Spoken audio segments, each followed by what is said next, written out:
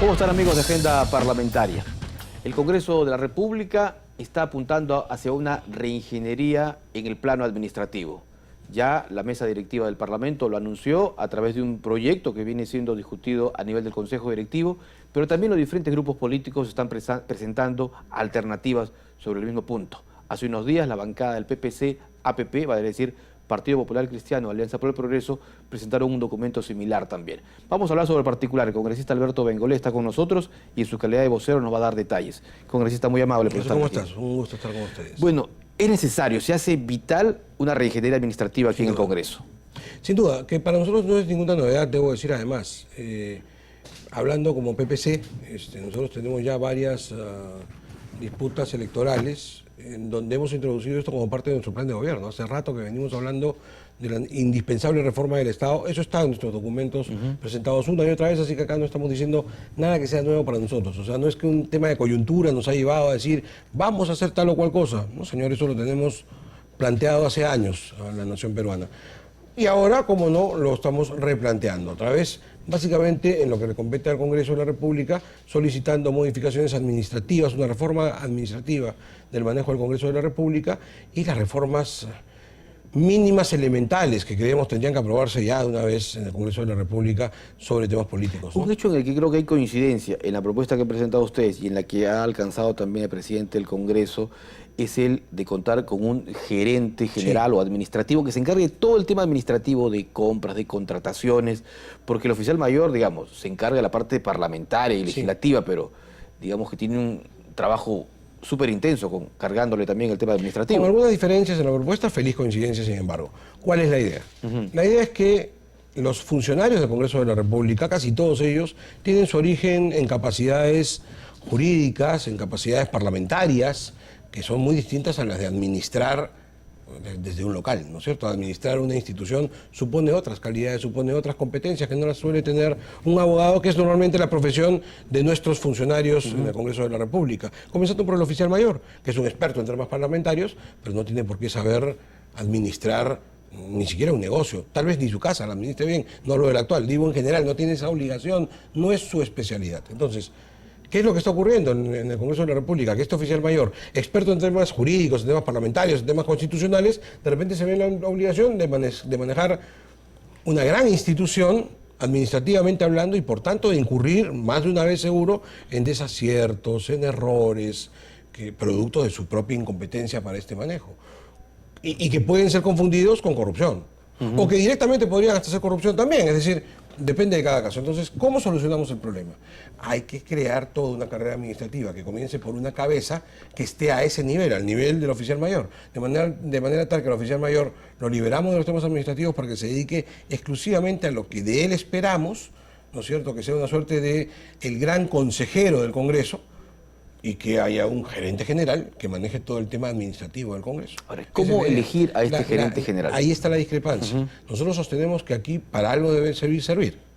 Existe servir, ¿no es cierto? Es la institución que se encarga de formar a los funcionarios para la carrera pública. Vamos a servir, a decirle, mira tú, necesitamos un gerente en el Congreso, mándame a tu mejor hombre. El Congreso ya no tiene por qué estar haciendo estas evaluaciones. Si decimos que necesitamos al más capacitado para temas administrativos, ¿qué hacemos los congresistas? Que entre comillas no tenemos esa competencia administrativa, estamos más bien en la tarea política, en la tarea jurídica.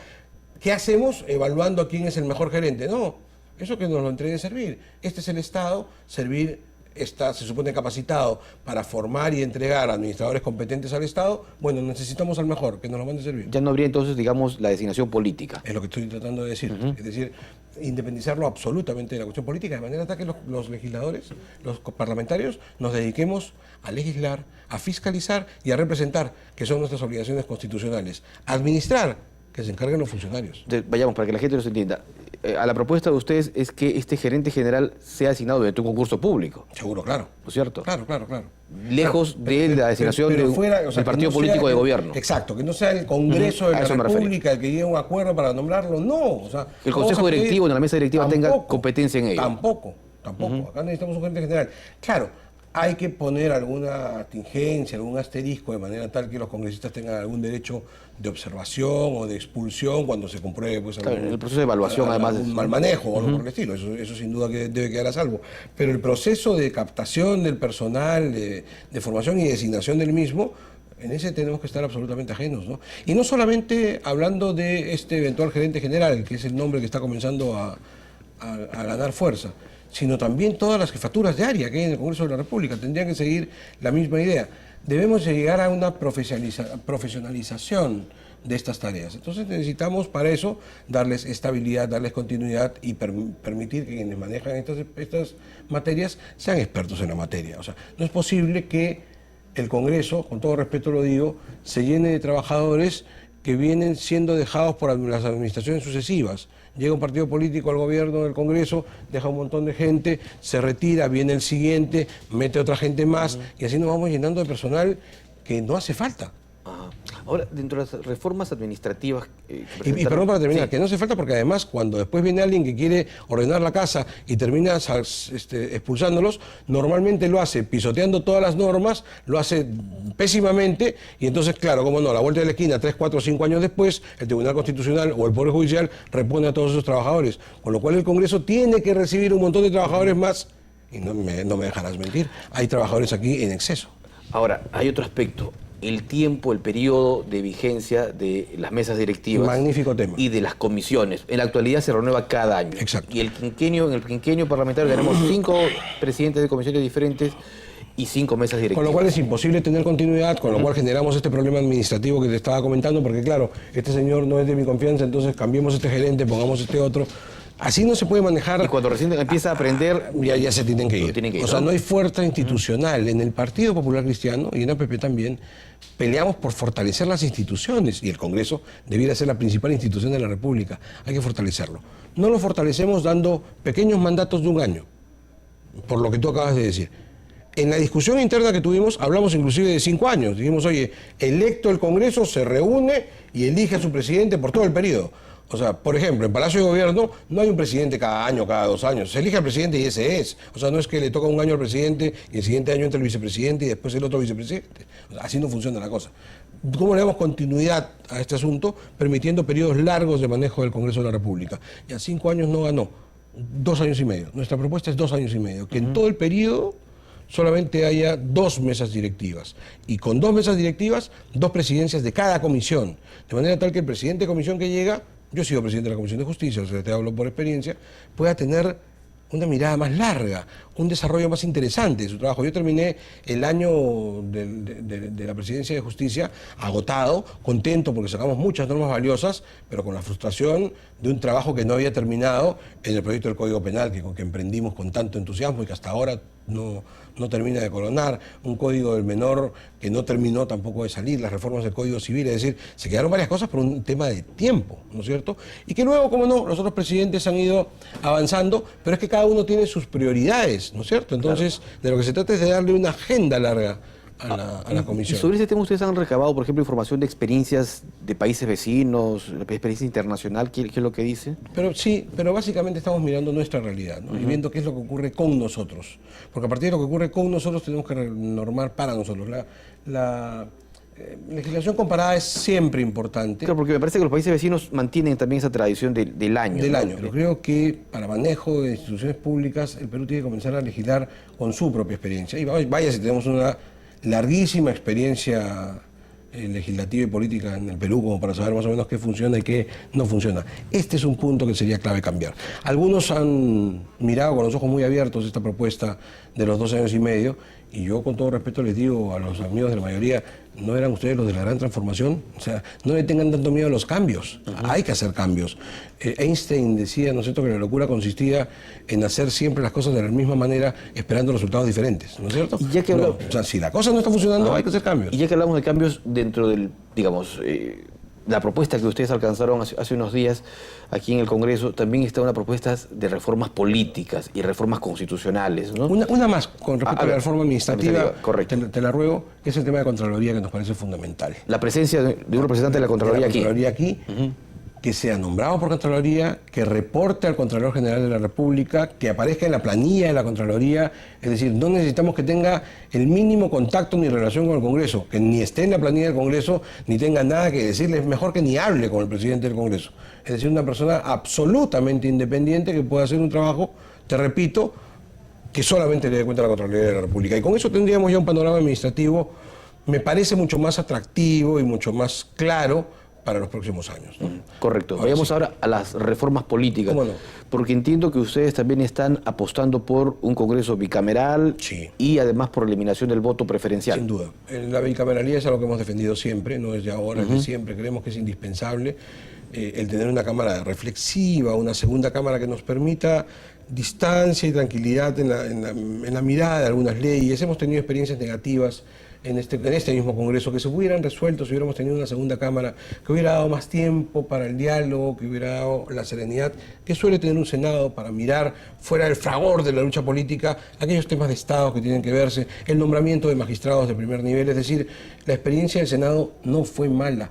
No hay que olvidar que el Senado de la República se abroga en el Perú a propósito de una campaña fortísima hecha por el gobierno de Fujimori en contra de los partidos políticos y hablándonos de que el sistema era malo y que había que eliminarlo todo. Entonces, claro, en esa lógica perversa había que reducir al Congreso y entonces había que eliminar una Cámara. El Parlamento peruano, esto hay que decirlo, aunque no se entienda, pero hay que decirlo una y otra vez para tratar de que se entienda, es el de menor nivel de representación probablemente del área y uno de los menores del mundo. ¿A qué me refiero con eso? 130 congresistas es un montón, se dice, y yo digo no, para el volumen de población peruana es poquísimo. En otros países son muchísimos más los congresistas. Hace poco hacíamos un programa sobre ese tema aquí en el Congreso. O sea, cada peruano tiene que representar a 230.000 peruanos aproximadamente. ¿Cómo? O sea, esto es una locura. Entonces, claro, se quejan, a mí no me representa nunca un congresista. ¿Cuánta gente de la población puede decir, yo nunca he visto un congresista? Pero claro, imagínate si a cada uno le dicen 230.000 son tuyos. O sea, es una tarea complicadísima. Como llevo a todos. Además sin recursos, porque vaya, si el congresista tuviera grandes recursos, pero no, esa es parte del mito, ¿no? Los recursos del congresista. El congresista no tiene recursos. O sea, no es como a veces se pinta la figura de que el congresista tiene carro, gasolina, circulina, no tiene nada de eso, ¿no es cierto? Y los viajes famosos, los viajes los tienen que pagar con las mismas asignaciones mensuales que les dan, o sea, esto no es como se pinta. Pero bueno, esa no era la discusión. La discusión es que necesitamos representar mejor a la población y para eso hace falta una segunda Cámara que nos ayude en esa tarea representativa, pero que además le dé distancia y serenidad a las discusiones, nos dé un espacio para conversar mejor el nombramiento de magistrados de primer nivel. Te lo digo, con esto cierro este tema. Creo que la bicameralidad dio siempre buenos frutos en el Perú. ¿Y la propuesta de su bancada, un Senado con cuántos representantes? Bueno, eso ya es algo que se puede estudiar, 50, 60, eso ya habrá que mirar exactamente cuántos y a qué modalidad de Senado queremos llegar, ¿no es cierto? Esa discusión ya es una discusión en la que somos mucho más abiertos, pero la que nos parece central es la necesidad de hacer entender que ese Senado es necesario, ¿no? El tiempo se va agotando. Vayamos al otro punto que está pendiente, el de eliminar el voto preferencial. A veces ¿Por no qué? se entiende, pero es fundamental. Si estamos hablando hace un instante de que necesitamos instituciones sólidas, fuertes, porque solamente de esa manera podremos avanzar, necesitamos con suma urgencia eliminar el voto preferencial. Porque el voto preferencial, y lo digo yo con toda humildad que he sido un hijo absoluto del voto preferencial. A eso quería preguntar, porque usted fue fruto del voto preferencial. Yo he llegado a este Parlamento con la tercera votación más alta, o sea, con una votación que yo agradezco. Hay 170.000 peruanos a quienes no me cansaré de agradecer por sus votos, ¿no? Y alguien podría decirme, Alberto, estás loco, o sea, con el voto preferencial vas a entrar. Yo era el número 10 de la lista y terminé catapultado por la preferencia popular. Pero a pesar de eso, lo digo porque yo pienso en el Perú antes que pensar en mí. Y te digo que el voto preferencial, lo único que ha logrado, no en mi partido, porque en mi partido tenemos otra experiencia y tú lo puedes comprobar en el día a día, somos todos amigos, vamos hacia un mismo objetivo, pero las luchas internas que hemos visto permanentemente... ¿Las cúpulas? No, las luchas entre los mismos candidatos, porque el voto preferencial lo que hace es que el rival a vencer sea el de tu propia lista. O sea, en lugar de enfrentarte a la lista contraria, te enfrentas al de tu propia lista porque tienes que ganar en el voto preferencial. Y ahí depende de quién tiene más publicidad también para... Y entonces eso está muy mal. El segundo tema es ese, el que tiene más plata tiene más posibilidades de llegar. Dios bendito, yo no tuve esa necesidad porque 30 años de televisión me dieron la posibilidad de estar cerca de la gente, ¿no es cierto? Pero es absolutamente distorsionante, es perverso, malogra la buena representación. ¿Qué proponemos entonces? Elimínese el voto preferencial. La gente además puede decir, oye, pero ¿qué tal raza? ¿Tú no quieres que nosotros podamos intervenir? No, la propuesta completa nuestra es la siguiente, permíteme explicártela. Que se haga una votación por lista, pero que la lista sea elaborada por voto preferencial. ¿Cómo así? En las primarias. En las primarias. Nosotros soñamos con unas grandes primarias, en donde en un mismo día todos los partidos y organizaciones abran sus puertas para que la población se acerque y ahí ejecute el voto preferencial. Ok, el partido, en este caso nuestro, ¿no es cierto? Abrimos las puertas y decimos, miren, estos 40 candidatos quieren llegar al Congreso, usted tiene que elegir a 10 para nuestra lista. Bueno, que la gente vaya y los elija con voto preferencial. Pero va a depender mucho de los partidos políticos. El producto de esa votación es la lista. Y una vez que sale la lista, ya no hay voto preferencial porque ya lo elaboró la gente. Y entonces fortalecemos al partido político. ¿Cómo garantizamos estas primarias?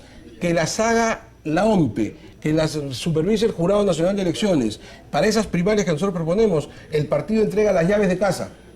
El partido no tiene nada que hacer. Que vengan los organismos electorales a fiscalizar y a manejar las elecciones internas de los partidos de manera tal que la gente pueda llegar al partido, elegir a su candidato de preferencia y elaborar la lista. Pero eso sí, una vez elegida la lista con toda limpieza, con toda transparencia, en elección popular y en elección preferencial de la gente, establecida la lista, esta debe ser respetada escrupulosamente a efectos que comencemos a generar la unidad partidaria y la institucionalidad indispensable para poder llegar con disciplina a un Congreso que sea más ordenado.